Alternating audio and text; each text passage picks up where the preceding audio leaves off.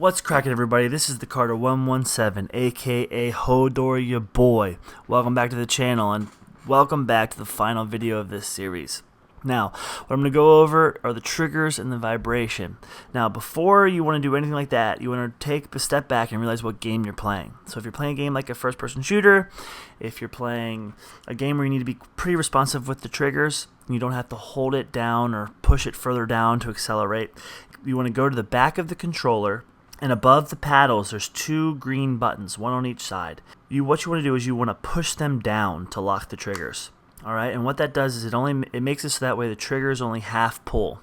And what I mean by that is that really for a full trigger squeeze with the triggers locked, you're only going to get about 50% of the way down, which makes it a little bit more responsive, and eventually over time will make you a little bit faster shot because you're decreasing milliseconds or seconds off your next shot, which can be very, very, very helpful. So that's for first-person shooters. Now for games like Forza or Rocket League or games where you need to accelerate in a car or GTA, I would unlock the triggers so that way you can adjust your speeds by how fast and how hard you're pulling down that trigger. Now let's get into actual configurations.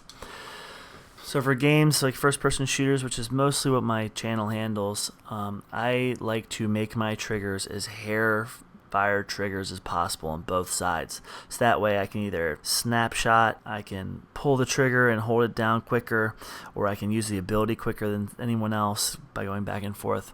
So for first-person shooters, I like to set it to 0 and 1. Alright, so as you can see, I'm going to hit my left-hand trigger. So you see right as I hit it, it's responding, saying that I'm hitting it.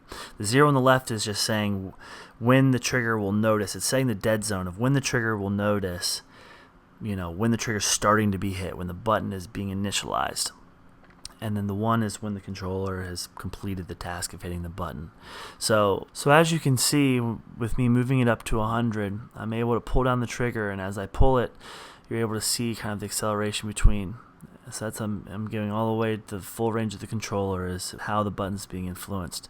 So that's it that we have for the triggers. Now, what I'm going to go down to is I'm going to go to vibration. For me, in first-person shooters, in most games, I turn off the vibration. And to do that, all you really do, there are 4 points where the vibration happens in the controller.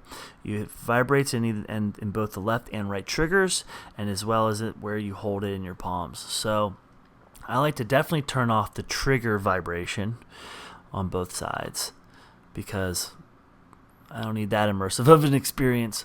And then I also turn down my main vibration to where it's just barely faint.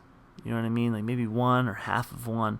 So that way I can get a little tiny bit of feedback of, say, if I'm getting shot or if something's happening that I'm not noticing because of everything else happening on the screen. So I like to turn those down both to 1 or less than 1. Or, if you're into vibration, you can turn it up more. The controller will shake in your hand as you're doing it, so that way you can feel how much vibration is there.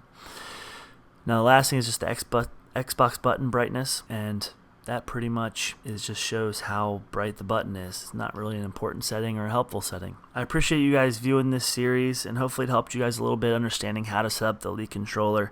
As you can see on the screen here, I left links to each of the videos within the series. It's just in case you guys want to skip forward at all. Just go ahead and do the damn thing. I know some of you might know some of this stuff, some of you may not. But either way, thanks for tuning into the video. I appreciate it. Please like, comment, and subscribe. Definitely subscribe so that way you can get notice of all the games that I've been putting out recently. As well as check me out on Instagram at CJSimmons0. Links in the description. I usually post a thumbnail of my game plays or set up how-tos there when I post the videos, just in case YouTube delays notifications. I appreciate you guys tuning in. I'm out.